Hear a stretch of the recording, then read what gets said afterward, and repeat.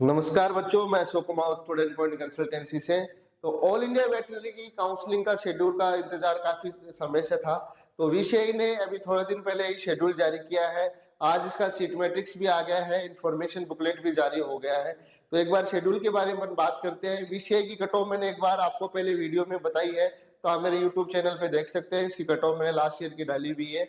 तो अब अपन बात करेंगे कुल कितने राउंड इसके अंदर होंगे, रजिस्ट्रेशन का क्या पेमेंट है, कैसे काउंसलिंग के रूल है, वो सारे मैं इस वीडियो के माध्यम से बताऊंगा। कुल कितनी सीटें हैं, तो एक बार शेड्यूल पे अपन नजर रख लेते हैं। शेड्यूल है इसका जारी हो गया है। क्या शेड्यूल है, कितने राउंड होंगे? तो 3 राउंड में वेटनरी की काउंसलिंग होती है इसकी। ये इसका शेड्यूल है। 8 अक्टूबर कल से इसके रजिस्ट्रेशन स्टार्ट होंगे और 13 अक्टूबर इसकी लास्ट डेट है पेमेंट और रजिस्ट्रेशन की। चॉइस फिलिंग 9 अक्टूबर से 13 अक्टूबर के बीच में स्टार्ट होंगे। तो एमबीबीएस के बाद में वेटनरी में काफी अच्छा स्कोप है। वेटनरी में वैकेंसियां ज्यादा आती है बीडीएस और आयुर्वेद से भी। तो वेटनरी अच्छा स्कोप है। वेटनरी इसमें ऑल इंडिया कोटे की 15% सीटें आती हैं हर स्टेट की। बाकी सेंट्रल यूनिवर्सिटी की कुछ की 100 सीटें भी विषय के थ्रू भरी जाएगी।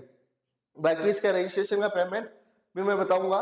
तो ये सिक्योरिटी राशि है वो लास्ट राउंड में भरवाते हैं। इस राउंड के अंदर 2 राउंड में सिर्फ ये रजिस्ट्रेशन पेमेंट लेते हैं। तो चॉइस फिलिंग इसकी 9 से 13 अक्टूबर, रजिस्ट्रेशन 8 से 13 है। सीट अलॉटमेंट रिजल्ट है वो 15 अक्टूबर को आ जाएगा। रिपोर्टिंग 15 से 21 के बीच में जो कॉलेज अलॉट होगी वहां करना है। सेकंड राउंड है वो 22 से 23 अक्टूबर के बीच में होगा। रजिस्ट्रेशन आप सेकंड राउंड में भी कर सकते हैं। अगर पहले राउंड में अगर आप रजिस्ट्रेशन से चूक जाते हैं, रह जाते हैं, तो आप दूसरे राउंड में भी रजिस्ट्रेशन कर सकते हैं। चॉइस फिलिंग भी 22 से 23 अक्टूबर के साथ में होगी रजिस्ट्रेशन के। तो और चॉइस और इसका रिजल्ट है वो 25 अक्टूबर को आ जाएगा। रिपोर्टिंग 25 से 30 अक्टूबर के बीच में।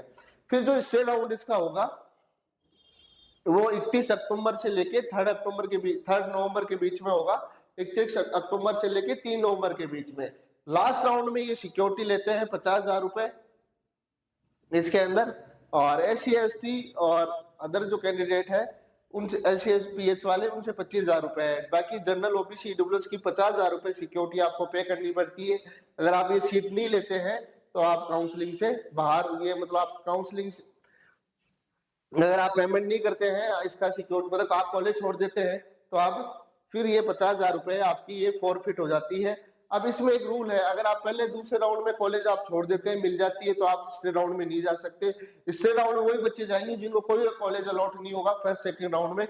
तो इस चीज का आपको विशेष ध्यान रखना है। आप अपग्रेड करवा के फर्स्ट से सेकंड में जा सकते हैं। बाकी इसमें जो लिखा हुआ है, state round counselling will be conduct for allotment for vacant seat if any after the completion of round second. अगर राउंड फर्स्ट और सेकंड में कोई सीटें बच जाती है उसके बाद स्टेट राउंड होगा। There will be no fresh registration but stay amount, इसमें नया रजिस्ट्रेशन दे रखा है। There will be no fresh registration fee but payment stay round fees will be rupees 50,000 रुपए। और जनरल OBC के लिए इसमें जनरल 50,000 रुपए है, जनरल OBC EWS के लिए। SC/ST के लिए 25,000 रुपए इसमें जमा करने पड़ेंगे। और जो भी कॉलेज अलॉट होगा इसमें लिखा हुआ है they candidate who are allotted seat और रिपोर्टेड एंड नोट, जिन कॉलेजों को फर्स्ट और जिन बच्चों को फर्स्ट और सेकंड राउंड में कॉलेज अलॉट होता है, अगर वो इसमें ज्वाइनिंग नहीं करते हैं तो वो स्टे राउंड के लिए एलिजिबल नहीं है, वो बच्चे काउंसलिंग से बाहर हो जाएंगे। अगर आपको पहले और दूसरे राउंड में कोई कॉलेज मिल जाती है और आप उसे छोड़ देते हैं, ज्वाइन नहीं करते हैं, तो आप स्टे राउंड में भी आप नहीं जा पाएंगे। चॉइस लॉकिंग है उसका टाइम दिया हुआ है और अदर ट्रेस कंडीशन वो इन्फॉर्मेशन बुकलेट में दी है, तो उसकी मैं एक बार आपको पूरी जानकारी दे दूंगा। तो ये थर्ड राउंड का शेड्यूल है। फर्स्ट सेकंड और थर्ड, जिन बच्चों को फर्स्ट सेकंड राउंड में कॉलेज मिल जाती है, नहीं ज्वाइन करते हैं, वो काउंसलिंग से बाहर हो जाएंगे। बाकी आप अपग्रेड करवा के फर्स्ट से सेकंड में जा सकते हैं। बाकी इसका पूरा रूल है, मैं आपको समझाऊंगा। अब एक बार अपन सीट मैट्रिक्स की बात कर लेते हैं। सीट मैट्रिक्स क्या है? तो सीट मैट्रिक्स में सीटों की संख्या, कॉलेज कहाँ, कितनी क्या कॉलेज है, उसकी अपन बात कर लेते हैं एक बार। तो कुल कितनी सीटें हैं? तो वेटनरी में सीटें तो कम ही है, 700 के आसपास सीटें हैं। एक बार इस पर नजर अपन बना लेते हैं, क्या कुल कितनी सीटें हैं। तो ये कॉलेजें हैं। आंध्र प्रदेश में 3 कॉलेजें हैं। NTR कॉलेज है, उसके बाद ये तिरुपति के अंदर एक कॉलेज है, एक ये प्रोटूटूर करके कॉलेज है। उसके बाद आसाम में कॉलेज है, आसाम में 2 कॉलेजें हैं। उसके बाद बिहार में एक कॉलेज है, छत्तीसगढ़ में एक कॉलेज है, गुजरात में ज्यादा कॉलेज है। इसमें आनंद में है, जूनागढ़ में है, नवसारी में है, और ये सरदार कुशीनगर है। उसके बाद हरियाणा में हिसार है, अच्छी यूनिवर्सिटी है। उसके बाद एक प्राइवेट कॉलेज है, इसमें प्राइवेट कॉलेज की काउंसलिंग भी 15% सीटों की इसमें चल रही है।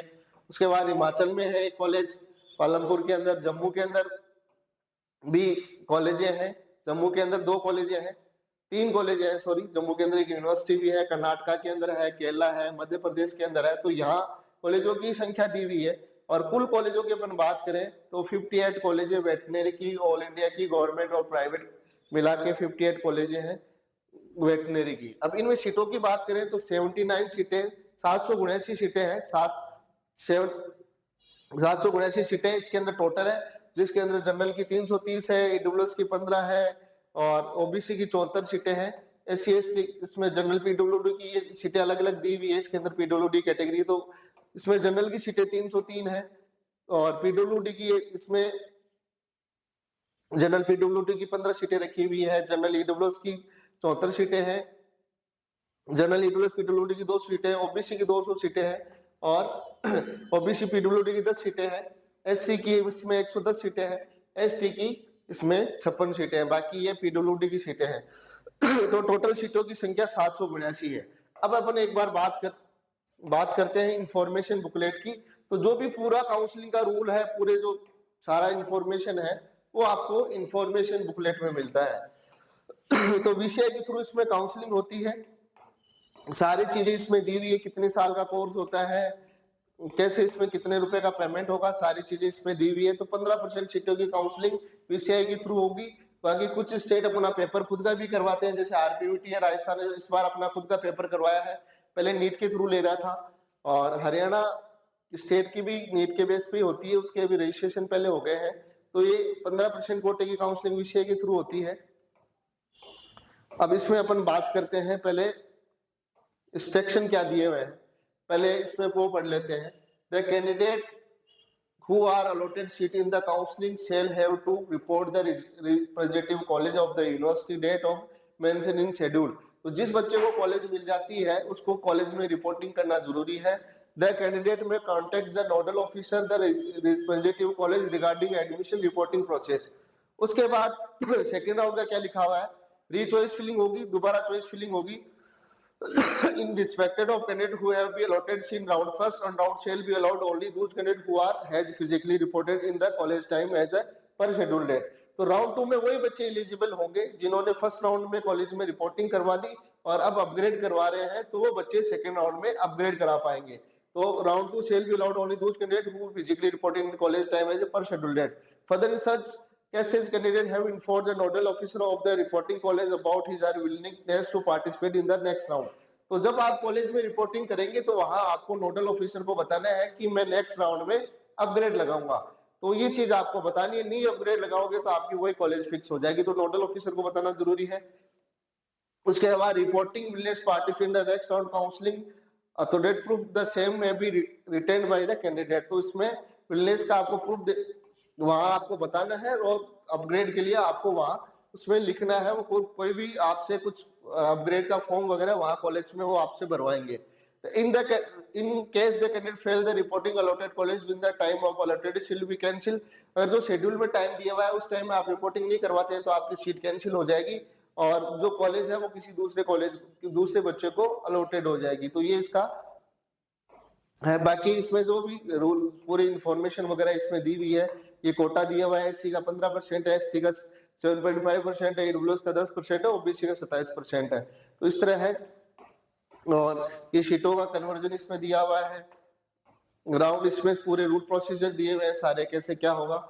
The online counselling 15% seat BBC programme विषय quota the academic year 2020 will be held in the round first, second और 3 राउंड में ये काउंसलिंग होगी, नीट के स्कोर पे बेस होगी। तो ये सारी चीजें इसमें दी हुई है। तो जो भी कॉलेज आपको अलॉट होता है उसमें रिपोर्टिंग करवानी है। स्टेट राउंड का इसमें रूल लिखा हुआ है, तो एक बार मैं समझा देता हूँ। State round counselling will be conduct for allotment vacancy. जो राउंड 2 में सीटें बच जाएंगी उसमें बची हुई सीटों की काउंसलिंग स्टेट राउंड में होगी। अब इसमें रूल भी दिए हुए हैं कौन बच्चे इसके अंदर एलिजिबल है। तो जिनको फर्स्ट सेकंड राउंड में कॉलेज मिल गया वो बच्चे तो इसमें जा ही नहीं पाएंगे, क्योंकि इसमें वही बच्चे जाएंगे जिनको कॉलेज नहीं मिला है, क्योंकि स्टेट राउंड इसका फाइनल राउंड है। State round fees shall be refunded to all such candidate who are not allotted, जिसकी 50,000 रुपए सिक्योरिटी जमा होगी जनरल ओबीसी ईडब्ल्यूएस की, और एससी एसटी पीडब्ल्यूडी कैंडिडेट की 25,000 है। जिन बच्चों को कॉलेज अलॉट नहीं होगा उनकी फीस वापस आ जाएगी, उसी खाते में आएगी जिससे वो पेमेंट करवाएंगे। तो ये सारा इसमें रूल है। और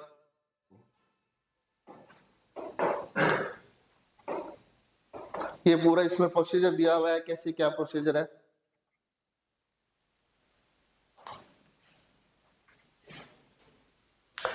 इसमें लिखा हुआ है स्टेट राउंड का रूल में एक बार, the candidate who are allotted seat in reported and not reported represented college will not be eligible. जिन बच्चों ने कॉलेज मिल गई, रिपोर्ट भी करवा दी, नहीं भी रिपोर्ट करवाए, मतलब जिन बच्चों ने कॉलेज ज्वाइन कर ली फर्स्ट सेकंड राउंड में, वो बच्चे भी फ्रेश इसमें नहीं आ सकते, और जिन्होंने नहीं ज्वाइन की, कॉलेज अलॉट हो गई, वो बच्चे भी इसमें नहीं आ सकते। तो इसमें वही बच्चे आएंगे जिनको कोई कॉलेज अलॉट नहीं हुआ है। तो इसमें लिखा हुआ है, तो जिन बच्चों का पहले रजिस्ट्रेशन हो गया उनको दोबारा रजिस्ट्रेशन करने का इसमें मौका नहीं मिलेगा। तो इसमें लिखा हुआ है, the candidate who are allotted seat reported or not reported representative college will not be eligible participate for state round.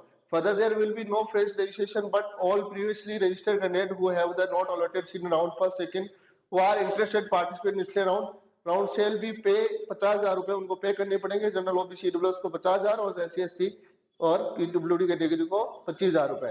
तो जिन बच्चों को फर्स्ट सेकंड राउंड में कॉलेज नहीं मिला, जो स्टेट राउंड में भाग लेना चाहते हैं, वो इसमें उनको फ्रेश रजिस्ट्रेशन करने की जरूरत नहीं है, उसी रजिस्ट्रेशन से उनका काम हो जाएगा। चॉइस लॉक करके ये सारा प्रोसेस है।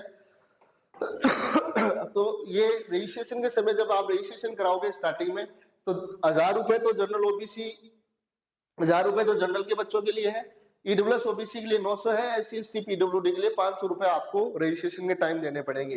तो ये पहले 2 राउंड में आप सिर्फ रजिस्ट्रेशन फीस देके आप काउंसलिंग करवा सकते हैं, सिक्योरिटी फीस आपको देने की जरूरत नहीं है। तो आपके जैसे पहले दूसरे राउंड में कॉलेज आपको मिलती है, तो आपको सिर्फ रजिस्ट्रेशन के जनरल वाले बच्चों को 1,000 रुपए पे करने हैं, ईडब्ल्यूएस वाले को 900 और एससी एसटी पीडब्ल्यूडी वाले बच्चों को 500 रुपए। स्टेट राउंड में आपको 50,000 सिक्योरिटी जनरल ओबीसी ईडब्ल्यूएस के बच्चों और पीवाई जो अदर ओशिया कंट्री में बाहर जो एनआरआई के बच्चे हैं उनको 50,000 रुपए पे करने पड़ेंगे। एससी एसटी और ट्रांसजेंडर बच्चों को 25,000 रुपए सिक्योरिटी पे करनी पड़ेगी। अगर कॉलेज नहीं मिलती है तो आपकी ये फीस रिफंड हो जाएगी। तो ये रूल था। तो जो बच्चे वेटनरी में अब कॉलेज लेना चाहते हैं, जिनको लग रहा है कि एमबीबीएस में अपन को कॉलेज नहीं मिलेगी, तो वो वेटनरी के लिए काउंसलिंग करवा सकते हैं। पूरी कट ऑफ मैंने लास्ट ईयर की मेरे पूरा एक वीडियो पहले डाला हुआ, उसमें दिया हुआ है। तो ये शेड्यूल है। जो बच्चे काउंसलिंग के लिए इच्छुक है, वेटनरी के लिए अच्छी कॉलेज चाहते हैं, वो हमसे संपर्क कर सकते हैं। प्राइवेट कॉलेज आप लेना चाहते हैं, कम स्कोर है, तब भी आप प्राइवेट कॉलेजों के लिए भी काउंसलिंग हमसे करवा सकते हैं। हमारे वीडियो के डिस्क्रिप्शन में नंबर दिए हैं, उनसे आप कांटेक्ट कर सकते हैं। और भी इसका कट ऑफ आएगी, और भी जानकारी मैं आपको देता रहूंगा। तो चैनल को लाइक करें, शेयर करें, जिससे आपको इस तरह का अपडेट मिलता रहे। धन्यवाद, थैंक यू।